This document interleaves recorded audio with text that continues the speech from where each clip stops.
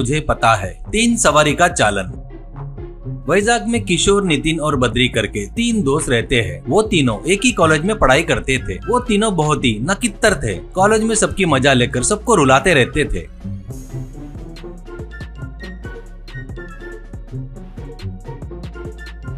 ऐसे ही रहते हुए एक दिन बद्री के घर में उसके पिताजी से बाइक खरीद कर दो करके बोलता है। इससे उसके पिताजी कपाड़िया, क्या तीर मारा करके बाइक चाहिए रे? देख, मैं 10वीं तक हाफ पैंट पहनकर घूमा। कॉलेज जाने के लिए 15 किलोमीटर पैदल चलकर जाता था और 15 किलोमीटर पैदल चलकर वापस आता था। गली के स्ट्रीट लाइट के नीचे पढ़ाई किया। तेरे को ऐसा कुछ भी तकलीफ नहीं है ना? बढ़िया बस से आ जा रहा है ना? देख, तेरे को बाइक देकर तू कर रहे फालतू कामों के लिए हर बार पुलिस स्टेशन नहीं आ सकता मैं। दोबारा ये फालतू बात अपने बीच में आई तो तेरे को और तेरे दोस्तों को ले जाकर समुद्र के बीच में आइलैंड है ना, वहाँ पे इंसानों को खाते हैं ना जो लोग, वहाँ पर तुम लोगों को छोड़कर आ जाऊंगा, ऐसा कहता है। इससे बद्री गुस्से से वहाँ से चला जाता है।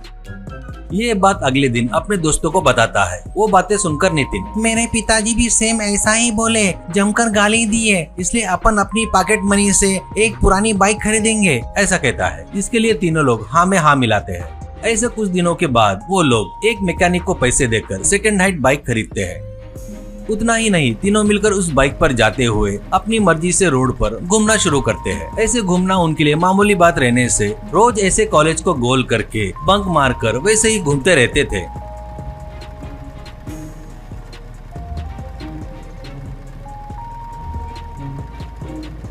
उसके बाद वो तीनों बहुत फास्ट जाते हुए गाड़ी को हवा में उड़ाते हुए स्टंट करते हुए जा रहे थे। उनको देखकर पुलिस वाले बाइक रोकते हैं तो और उनको चालान के बारे में पूछते हैं। अब जो कांस्टेबल पकड़ता है उससे बद्री, देखिए सर, हमको छोड़ दिए तो आपके लिए अच्छा रहेगा, तुम्हारी नौकरी रहेगी, नहीं बोले तो आपकी नौकरी भी जा सकती है। हम लोग कौन है आपको पता है क्या? SI भाटिया के रिश्तेदार है। कांस्टेबल, क्या आपको SI पहचानते हैं क्या? कैसे? बद्री, कैसे पता बोले तो क्या है, एक बात बताना बोले तो वो हमारे घर में काम वाले जैसे है। कोई भी फंक्शन रहा तो पहले वो आकर हम लोग नहीं बोले तो भी काम करते हैं करके बताने से वहाँ पर आए हुए भाटिया,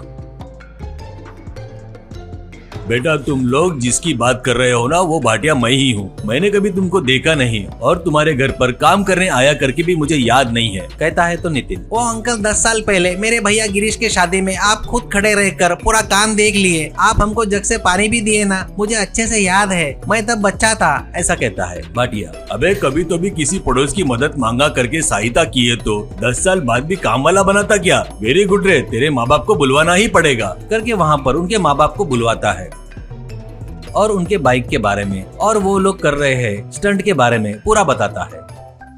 ऐसा ही बताई सो सुनकर शॉक होकर सब लोग मिलकर उनकी जमकर धुलाई करते हैं। एसआई से माफी मांगने लगाते हैं। उसके बाद एसआई चाय के दुकान के पास नितिन वालों को बिठाता है। अब उनमें से एक जन को बाइक से स्पीड जाने को बोलता है। एक जन बाइक से स्पीड से जा रहा था तो उस बाइक पर जाने वाले को उस चाय के दुकान के पास खड़े लोग बहुत गंदी गंदी गालियां देते हुए श्राप दे रहे थे।